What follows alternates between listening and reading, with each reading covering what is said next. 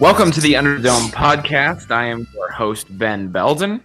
Today we've got a quick check-in of Notre Dame recruiting type things and some other Notre Dame football type stuff. We're in the middle, well, I guess the end of June. It's been a while since you've heard our voices, but we're glad to be back recording this YouTube video. If you are new here, make sure you're checking us out all over the web, YouTube, all over Twitter. If you if you search Under the Dome podcast, you'll find us, find me on Twitter and all that good stuff. We're just about everywhere. We're really trying to push out some video content on the Under the Dome channel on YouTube. So make sure you're clicking subscribe. But if you're not into the video aspect of it, we're on iTunes and wherever you listen to your podcasts. So find us there as well. So that out of the way, I've got two fine young gentlemen with me here today. First, we have a longtime podcast guest, and that's Nathan Nurbach. Nathan, how's it going? I'm doing great, Ben. How are you? Just living the dream, just enjoying the life of a teacher in the summer. So that's wonderful.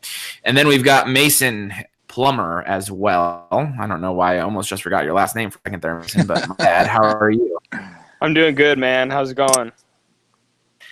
Well, I don't know. It's the dog, named after Rocket Ishmael seems to have stopped barking for the time being. So, good boy, Rocket, and hopefully that he didn't hear my name or his name from the other room, and whatever. But anyway, before we get started here, we've got a couple things to get out of the way. Like I said, make sure you're checking us out all over the web.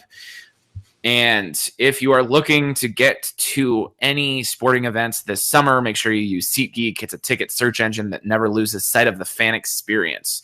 Simply go to their website, type in the name of the team that you're looking for, choose the date. SeatGeek will give you a great chart of the stadium where there you can choose seats and tickets based on their score system that gives you the best value. If you've never used SeatGeek before, we've partnered with them to give you a great deal. Apply the coupon code THELOOP Sports. That's all one word, The Loop Sports at checkout, and it'll take $20 off your first purchase with SeatGeek. So we're very happy that SeatGeek has partnered with us. One thing that I forgot to mention is that we are affiliated with The Loop Sports. So if you are a Chicago sports fan of any kind, go to theloopsports.com and you can kind of check out some of the things that they're doing with the White Sox and the Cubs and the Blackhawks and all of that good stuff and everything in between. So SeatGeek, The Loop Sports, $20 off your first purchase. Thanks in advance. Okay, guys. So it's been a long time since we talked Notre Dame football, and we're going to start with recruiting because Notre Dame is just absolutely killing it on the recruiting trail in 2020, especially, which is obviously the recruiting cycle that we're talking about here. I don't know. As I was telling you guys before we clicked record here, I'm not the recruiting guy, so it's almost hard for me to ask questions. So I'm going to go ahead and just kind of kick it to you guys, and I'm going to, sort of step out of this conversation a little bit, and I'll interject questions and play the role of the casual observer, I suppose, and ask the questions that I anticipate that maybe other people will want to hear. So Nathan, let's just kind of start with you, and just give me your overall impression on what Notre Dame is doing on the recruiting trail, and then, Mason, you can take it away after that. Yeah, I mean, so May and June have been really good for Notre Dame on their recruiting trail for 2020 and 2021, to be completely honest. I mean, they've landed, I don't even know how many recruits overall, but starting like May 23rd with Chris Tyree, who's a borderline 5-star running back, which Notre Dame hasn't really been able to do when they had Autry Denson as the running backs coach. I mean, starting there, and then, now we're almost into July, and they've landed probably I don't know what you would say, Mason, 10 or so commits in that time frame. And like I said, between the 2020 and 2021 class, it's been some of the best recruiting that we've seen in Notre Dame in a long time. And I think if you go back I usually go back to 2018 as kind of that start point. Or maybe even 2017 for the recruiting classes. Starting at that point, it's just every year gets better and better, and you can really see the staff really picking it up on the trail. And obviously, winning helps. I mean, going 12-0, going to a college football playoff helps a lot. And if they can continue that kind of trend, I don't see why 2021 and then like further on, like with 2022, just doesn't continue that trend of getting better. Mason, your thoughts? Yeah, so I think winning has a lot to do with it. Back-to-back 10-win seasons are really key, and recruiting guys want to go to a winning program. And, I agree with everything Nathan said, really. The 2020 class is coming along, and 2021 has the potential to be even better, ranked as number 1 or number 2, depending on where you're looking. So, yeah, Notre Dame's catching momentum on the recruiting trail at the right time and getting the athletes they need to succeed. I've been kind of on this kick that anybody that will listen or read the things that I write, I just feel like, and correct me if I'm wrong, but I just feel like Notre Dame is at a place where, and I think a lot of us feel this way, but perhaps you guys can verbalize it a little bit better, that Notre Dame's in a place where, if this momentum continues and the way that they've developed players, especially since, they've kind of overhauled the coaching staff after, an abysmal 2016, it just sort of feels like Notre Dame is building up to being a place where instead of every once in a while or every third year, we see Notre Dame get to, close to contention. It seems like they're getting to a place where it's going to be contention every year after year. I'm not saying college football playoff every year, but it seems like we're getting to a point where we can expect them to be in the conversation every year, and recruiting has a lot to do with that. Is that a fair assessment? Or am I kind of off? I think it's mainly a depth thing, to be completely honest with you. As we all know, like especially like defensive line, and even like maybe in the secondary, depth has been a big issue for this team. In the Brian Kelly era for the most part, and now we're really starting to see the benefits of defensive end, defensive tackle recruiting, and then maybe even some more star power in the back end with guys like Kyle Hamilton coming in, landing a Lohi Gilman, even though he wasn't a stud recruit out of high school, but getting him to transfer from Navy. And then just the development process. I think they're really targeting guys that even when they're not crazy, like 4-star, 5-star caliber, there's just traits that can translate to the college and maybe even the NFL level with either length, athleticism, speed, whatever you want to call it. I think that's really what's getting this team to possibly be like what you were saying is, maybe not every year going to a college football playoff, but on a consistent basis being, a 10+ win team. And I think depth has a lot to do with that. Nathan. Yeah, I have to agree. You saw how key depth was against Clemson. You lose your best corner, and then all of a sudden everything just falls apart. Notre Dame's recruiting at key positions. Shoring up the defensive line is huge. The two of the most important things in football, getting after the quarterback and then having a solid quarterback that can distribute the ball. And Notre Dame's been recruiting the quarterback and defensive line positions extremely well as starting to recruit better at defensive back, at least better than we've seen in the past. So, Notre Dame's headed in the right direction, and hopefully we'll be contending not next necessarily every year, but hopefully every couple of years we'll be in the hunt. So one thing that I've heard you guys say that I feel kind of the same way about is this the idea of the defensive line. And I actually wrote about this last week at some point that, it seems like the winning formula in college football these days is develop just a monster defensive line and just kind of turn them loose a little bit. And if you've got a good defensive line, then you're going to contend. The two teams obviously that have followed that blueprint the best have been Alabama and Clemson, who are, the teams that compete for the most titles over the last, however many, 5, 6, 7 years, whatever it's been, especially for Alabama. So to me, I can't remember, and I've obviously, followed Notre Dame pretty closely since, I was, I don't know, a teenager at the very least. I was a fan before that, but then kind of, paid more attention as I, started to understand sports. But I can't really remember a time. I can remember growing up and watching like Justin Tuck play, and I can remember Stephon Tuitt play, and I can remember, a couple other studs, but it doesn't seem like we ever had as many studs as we have now. Now we can talk about, I was writing a defensive line article the other day, and I'm just like, all of these guys, I listed about 10 guys in the article that are going to contribute and that I feel pretty good about, that are going to be pretty darn good. Nathan, I think you wrote on this, so we'll start with you again, but like, is this the best defensive line Notre Dame's had since when? Yeah, I did write on this. It's kind of funny. I mean, it's hard to argue with the 2011, 2012 team with the results they had. I think from at least a starting duo standpoint with Tuitt and I think at one point you had Ishak Williams, who was maybe had that little kind of a breakout year with them. You had Sheldon Day on that defensive line. So you had some good guys on that roster. But I think from like a 3 deep standpoint, it's really tough to point to a team since maybe the Holtz era that had Aquara, Kareem, Adiuk and Ogundeji. What's his Ovi Agufo. A lot of people really like Ovi Agufo this year. Who else? I mean, I'm spacing out on some names right now. I know you guys have some, but Jameer Jones might even redshirt. That's how much they like these defensive line. And then from a recruiting standpoint, I mean, they got guys coming in next year in Riley Mills, Jordan Patelho that are legitimate 4 possible 5-star talents down the road. So I from a complete depth standpoint, I think it's the best in the Kelly era, and I think that means something just because they've had the talent in the past from like maybe their couple guys that are starting, like you were saying with Tuitt and even Day and guys like that. But I don't think that if those guys went down, it would have been a major issue, and this year it might not be. Mason, I'm going to switch gears a little bit with you because I think Nathan covered that one pretty well, but we'll start with you on this next question. Mason.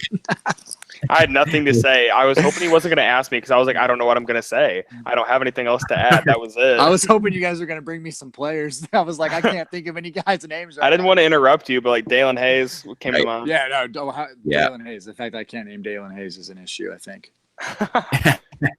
Well, here, secondary question to that. I mean, I think the guys on the outside get a lot of. I mean, Julian Okwara gets a lot of accolades, and then Dalen Hayes has come on last year, and then Nathan mentioned Ovi Agufo and Nana Osafa-Mensah, if I said that correctly, is going to be a guy that's going to be a stud eventually, but doesn't even have to play next year because Notre Dame's so loaded.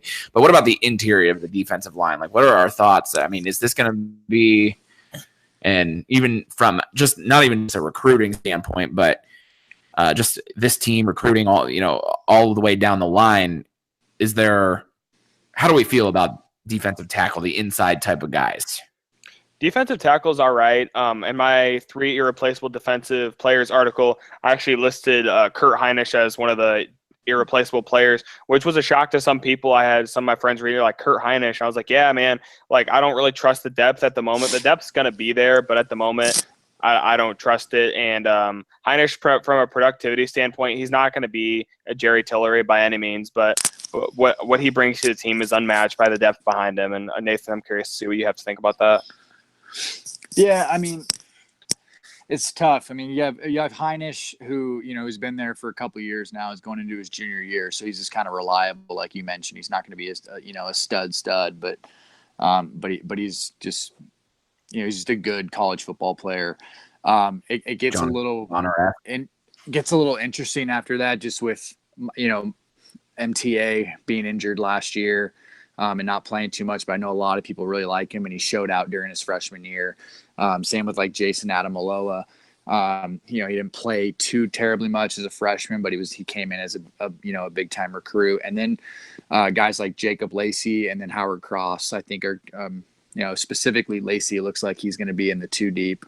And the staff really likes him as a freshman, and I've heard some good things about Howard Cross too. So it's young depth, it's possible depth that could be really good, but it is a little bit concerning just with the youth.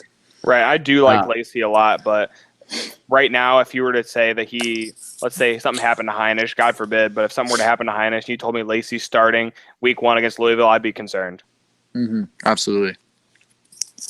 One guy that neither of you guys mentioned that I want to bring up fast, mostly because I left him out of an article that I wrote and kind of felt bad about it, and was actually kind of called out for it a little bit, but is Jamion Franklin, who had the I don't know if it was an upper leg quad type tear or injury. If I'm not exactly sure off the top of my head, but from what I understand, from what I've heard from people, is that he's pretty well healthy at this point going into fall camp. I mean, he's at 100%. I mean, what are our thoughts on Jamion Franklin moving forward?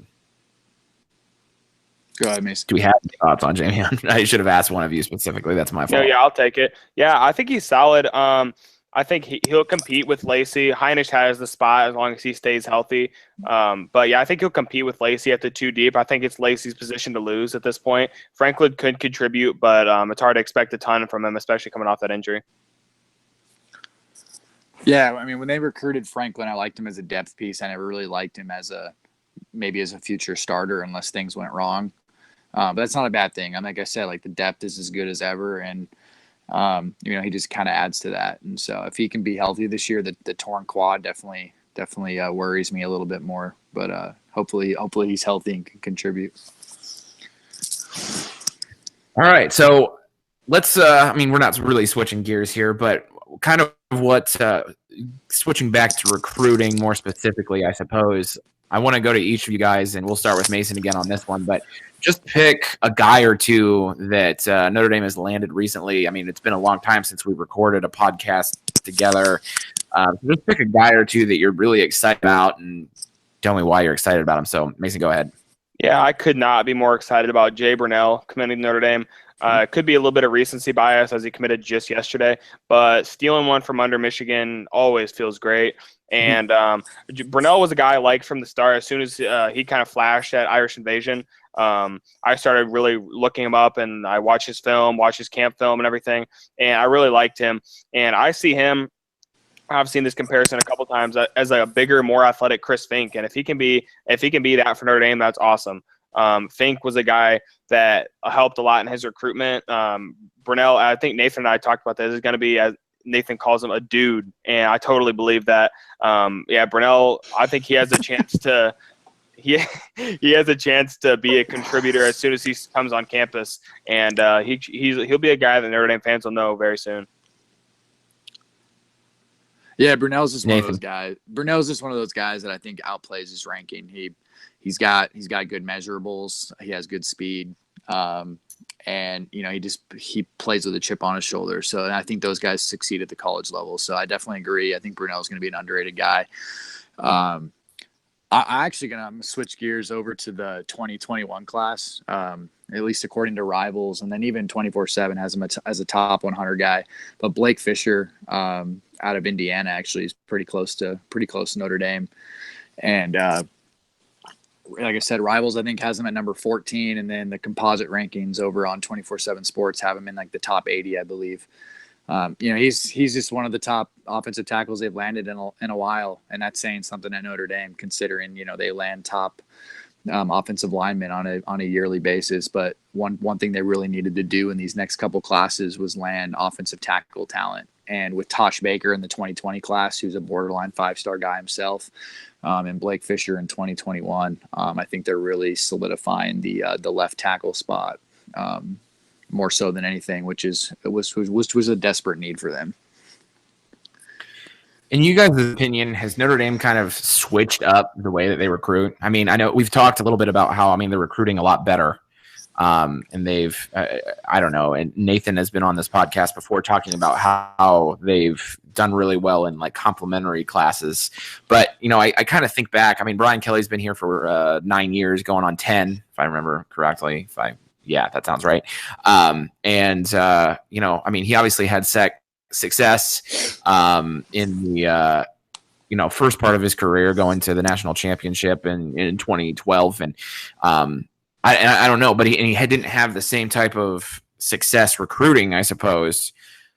So I guess I'm just wondering, like, what's the difference now in the way that Notre Dame is recruiting versus how they're recruiting in 2013, 14, 15, and kind of leading up to whatever the heck happened in 2016. And Nathan, we can start with you on this one. I think number one is the staff. Brian Van Gorder couldn't care less about recruiting. So, and that showed that not only showed in the talent that he brought in for the most part, but it showed through his coaching. And, I think, getting Clark Lee, Chip Long, Terry Joseph, I think those guys, specifically Brian Polian, I think those 4 guys are really, really good recruiters. Guys like Todd Light and Dell Alexander are solid recruiters. I wouldn't call them like amazing recruiters, but they're also just great coaches overall. Number one is the staff. Obviously we talked about this a little bit earlier, but winning helps. I mean, you got two years in a row of 10 plus wins coming off the college football playoff. So guys want to play there. And then I think they're just doing kind of going off what I said with the staff. I think they're just doing a really good job of covering their bases more so than they used to.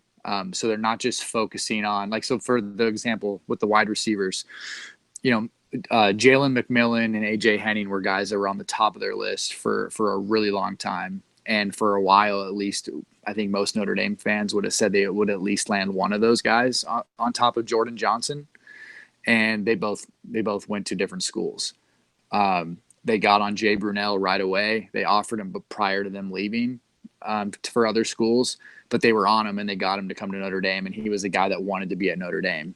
And then same thing with guys like Xavier Watts and, even some other guys that they've kind of pushed away more recently just because they know they don't need them. But they're just covering their bases. You look at cornerback recruiting, I think it's the same way. I mean, they've missed on some 4 stars, but they went out and found 3 stars that they thought, had the potential to be good players down the road. So they're not sitting back and just, whiffing on, a certain position because their top guys go elsewhere. Mason, do you have anything to add to that, or did Nathan do that thing? I'm a talker. I'm sorry. Yeah, he took the only thing I had was the very last thing he said. Actually, the only tangible difference besides the staff that you're really seeing is Notre Dame was there. It's just a typical thing every year. You see that they see their top 1 or 2 targets go elsewhere, and then they, like as Nathan said, they whiff, and then all of a sudden they're landing guys that it just seems like just come out of the blue. Now they have backup plans. So, you're not going to land everyone. That's just not how it's going to happen. And so they have backup guys that they feel confident in. And so if you don't land the top of the list guy, then you're still okay, and you're landing still very solid players.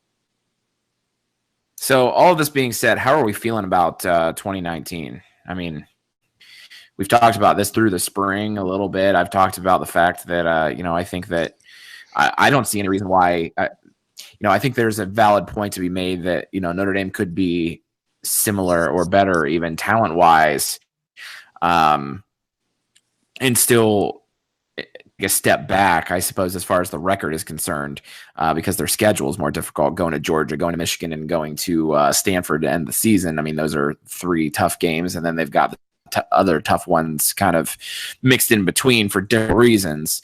But how are we feeling about, 2019? Like, what overall, I'm not asking you to make a record prediction or anything like that unless you want to, but I'm just I wanted to gauge your thoughts because it's been a while since we talked, and things have happened and we've talked about other stuff and people have different perspectives. So Mason, we'll start with you on this one.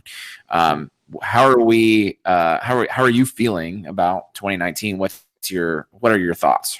I am cautiously optimistic. I will go ahead and say, just why not? I think 10 wins would be a great season. That would be winning one of Georgia, Michigan, or Stanford, which I think they can do. One of the 3. 10 wins should be good. It might seem like a letdown after a 12-0 season, but I really think 10 wins is where you want to be with how difficult the schedule is and where you have the team. I think this team is similar talent-wise to last year, but the schedule is just so much more difficult. Nathan. Yeah. I'm kind of the same way. The one thing I'll say about the schedule being hard is, to a certain extent, I don't really care that it's hard. If you lose all 3 of those games, then you're not a good team, in my opinion, or at least you're not as good as you're supposed to be. There's other programs that play, hard schedules and they go to the college football playoff. Alabama and Clemson. I know they play some cupcake schools, the Citadel and random schools like that, but the ACC and SEC aren't cupcake conferences. So, they're sitting there going, 12-0 every year or 11-1 every year. And, if we want to call Notre Dame a college football playoff team on a consistent basis, they need to do the same thing. Overall, I think this team is similarly talented, or if not, maybe like a little bit better, like you guys mentioned. And I don't see any reason why they can't have 10 plus wins on the year. going into the season, so thinking about the schedule a little bit, and Nathan, I love the point you just made. I mean, other teams, you don't care about the fact that it's a hard schedule. I get that, and I like that stance. But going into the season, like, are you at all, or either of you, surprised at all that Notre Dame is like a double-digit underdog going down to Georgia? Does that surprise you? Do you? I don't remember what the line is. I feel like it opened at like Georgia at like minus 13.5 or something like that. Does that surprise you that odds makers, look at this Notre Dame team? And I mean, we've talked about a similar talent type thing, and I tend to agree. And I would also kind of say that, I think the overall talent's the same, and that maybe it's just dispersed differently. But I don't know. I feel like there's still a level of disrespect for Notre Dame, and maybe it's the recency bias of, the last time people saw Notre Dame on the field, they were getting blown out. I don't know. Are you surprised at all that Notre Dame is such an underdog against a team like Georgia, Mason? In a way, I'm not, but in a way, I am also. Notre Dame has recently, especially on the national stage, they seem to lose and lose big. Other than Clemson in 2015, then Georgia 2016, I believe, which they kept close, but still lost. 14 seems like a lot. I would put it at more like 7 or 9. Probably one score, but I don't see Notre Dame being favored, especially in Athens. And 14 might be a lot, or 13.5. But it might be fair though. We'll have to see. Notre Dame needs to show up for the big game. Yeah. And I don't know exactly what the line is. So if someone's listening to this podcast and is like, they're actually only a 12-point underdog, you idiot. Like I didn't look up the line. So, but it was big. It was bigger than I thought it was. But Nathan, what are your thoughts? Yeah, I'm not really surprised. They seem to always, whenever they play an SEC team or Clemson or whoever, they always seem to be pretty big underdogs, no matter what their record is. Outside of that, though, I think they don't tend to get blown out during the regular season in those big games. Georgia in, 2018 or 2017 comes to mind. And then obviously Clemson and Florida State, those were games they probably should have won. Just looking back at, a few different plays that, didn't go their way. It's always in January or whatever that they seem to blow those games. So, no, I'm not surprised just because of, who Georgia is and how talented Georgia is. But at the same time, I don't think Notre Dame loses by 2 touchdowns. Yeah, I'm trying to find this real quick. Georgia currently is 10.5 points. Like I say, I feel like it was bigger than that at some point, but it's maybe changed a little bit. But still kind of, I don't know. Still kind of, in a 10.5 point game, 10-point game could be a close game till the end, and tack on a touchdown at the end. So I guess it's not all that surprising. I just kind of thought it would be kind of more like a 1-score type of a thing, just because of what both of you guys just said. But all right. There was somewhere I wanted to go before. Oh, okay. So controversial take here that I was kind of thinking through, not necessarily out loud, but I was thinking through the other day. And we'll kind of end with this. Now, there are a lot of reasons why this isn't going to happen right away. But as a Notre Dame fan in 2019, I'm going to play a little bit of devil's advocate. I want to throw out the disclaimer that I haven't bought into what I'm about to throw out there, I guess is what I'm going to say. But would Notre Dame maybe possibly, and Nathan maybe knows where I'm going with this, I don't know, maybe not, benefit, and it was Nathan who, comment he just made that made me think of it, from going into the other side of the ACC, playing an ACC schedule plus USC, Stanford, and Navy, and then maybe playing in the ACC title game. Would they benefit from that at all? Nathan, you're shaking your head. No. Tell me why. They play a national brand, man. I think that's what makes Notre Dame awesome, and I think that's what makes people hate Notre Dame. I love the fact that they play whoever they want, whenever they want. And they sort of even fucked that up when they started playing the ACC to begin with. But I kind of like it just because they play some good schools every year, and they get that, that East Coast. They're kind of diving into Virginia and even down south a little bit more because of it. But no, I don't want to screw with the fact that they want to play Big Ten schools, they want to play SEC schools, they want to play, like I said, whoever they want, whenever they want. And I don't really care if people disagree with that when it comes to, a lot of people seem to think that Notre Dame has a shit schedule sometimes, but I think those people don't know what the hell they're talking about. I have to put the explicit tag on this now. You got fired up. Hey man, scheduling fires me up, man. That was awesome. I've never had to put the explicit tag on a podcast. I can't tell you how many scheduling arguments I've been in with friends and stuff. Mason, I know that's probably hard to follow up, but do you have any? No, if you've got anything. No, that's just the theme of today. Nathan's hard to follow up, but no, I don't think they benefit. Notre Dame's been independent for so long, and to change that would just I don't know. It's like changing the way that the lines are in the end zone. You just don't do it.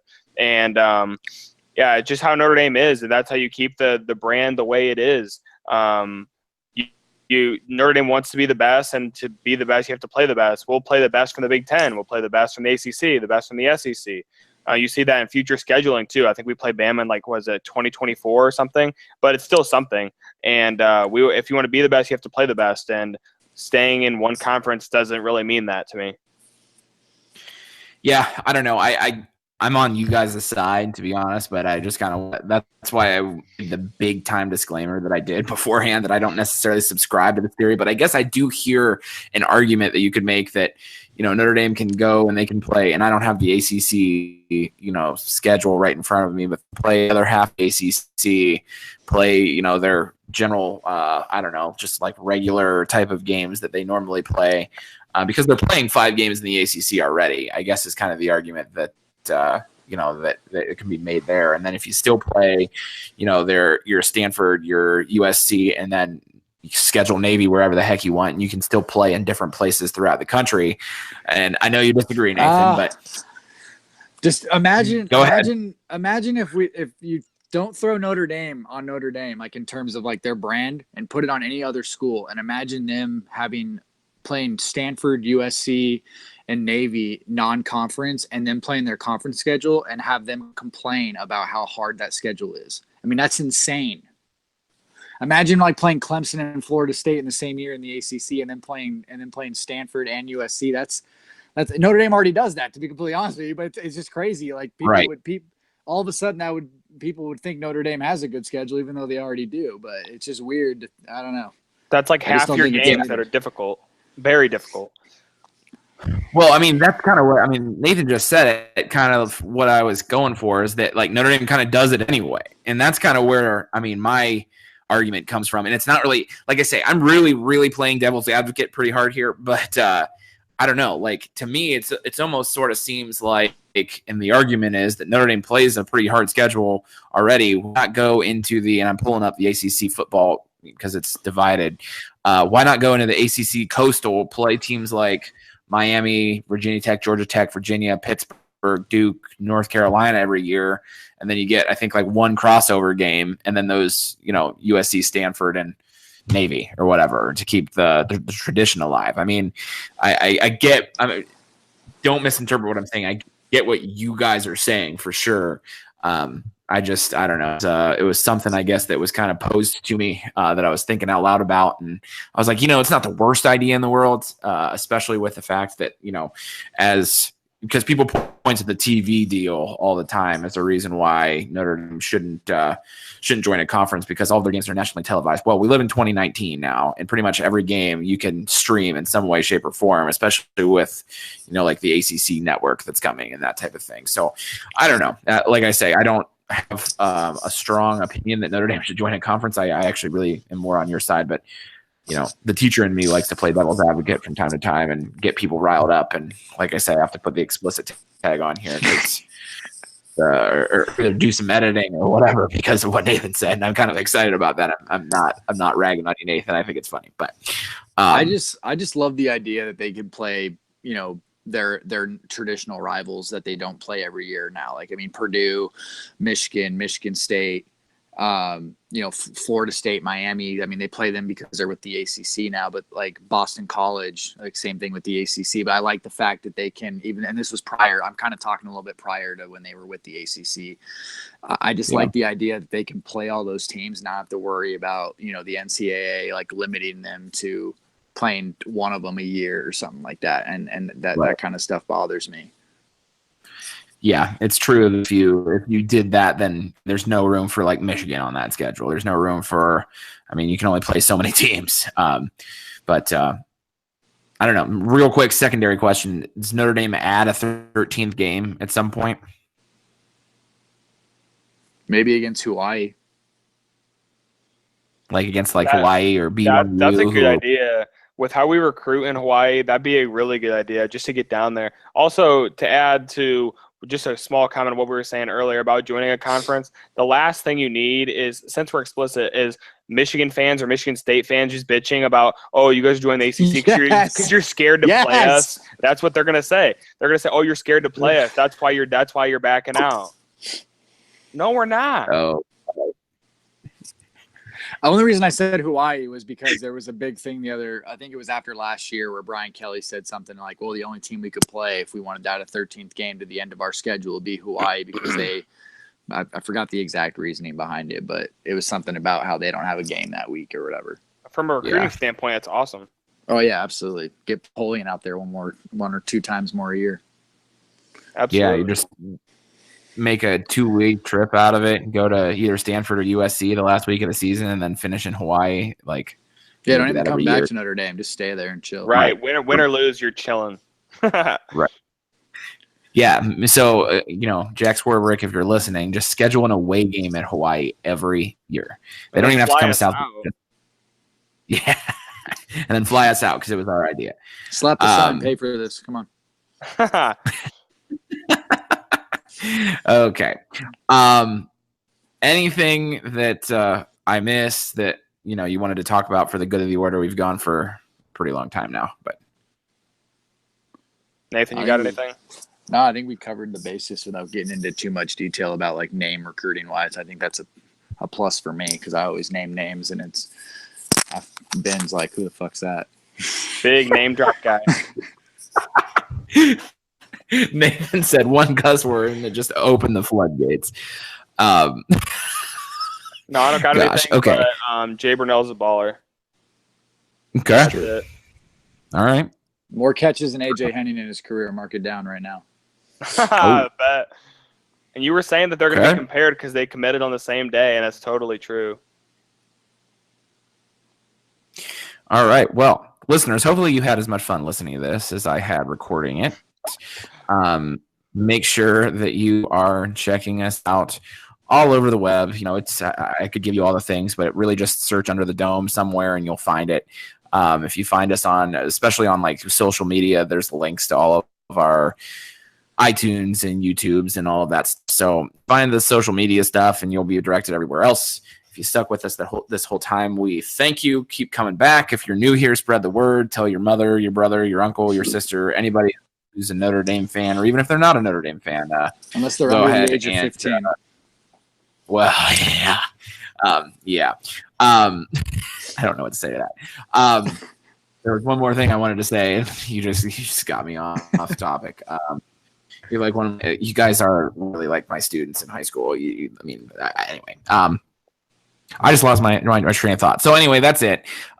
Make sure you're subscribing, writing a review, doing all of that stuff.